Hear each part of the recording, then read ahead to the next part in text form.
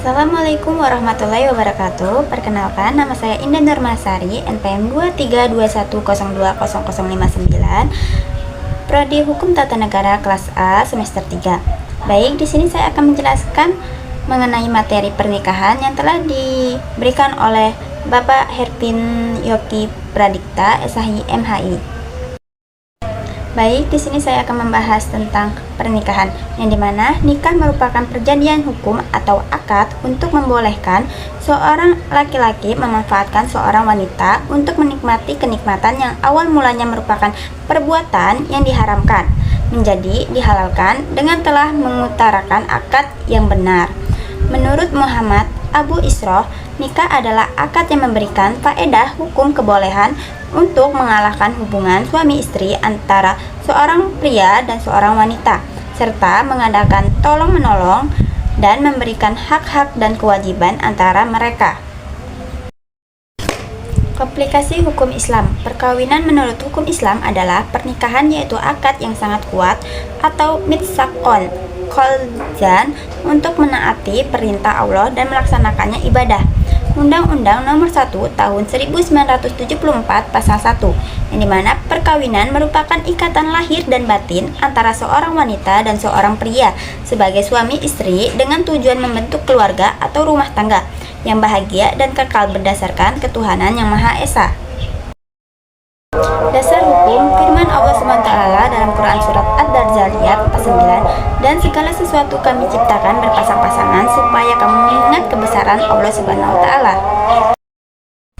Rasulullah SAW bersabda, dari Ibnu Mas'ud berkata, Rasulullah bersabda, hai para pemuda, siapa di antara kamu yang mampu atau menanggung beban nikah, maka kawinlah, karena sesungguhnya kawin itu lebih dapat menundukkan pandangan dan lebih dapat menjaga kemaluan.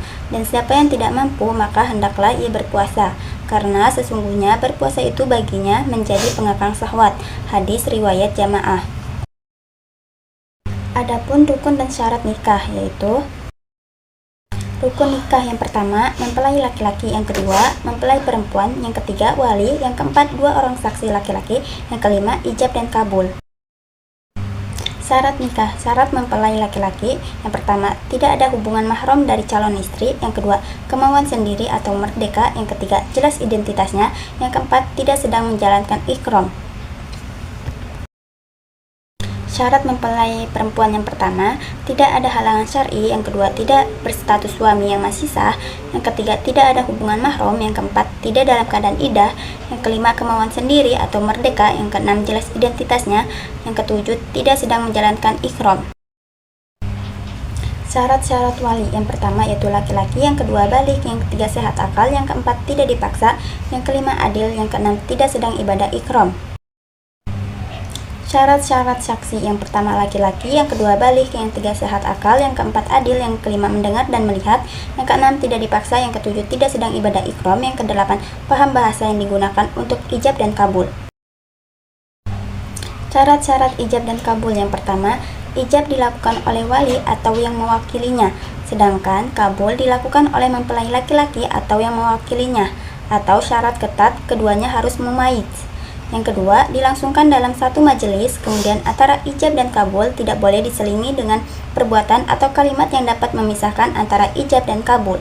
Yang ketiga, keduanya tidak boleh kontradiksi. Yang keempat, ijab dan kabul dilakukan melalui lisan serta didengar oleh masing-masing wali, saksi, maupun kedua mempelai. Baik, itulah penjelasan dari saya. Kurang lebihnya saya mohon maaf.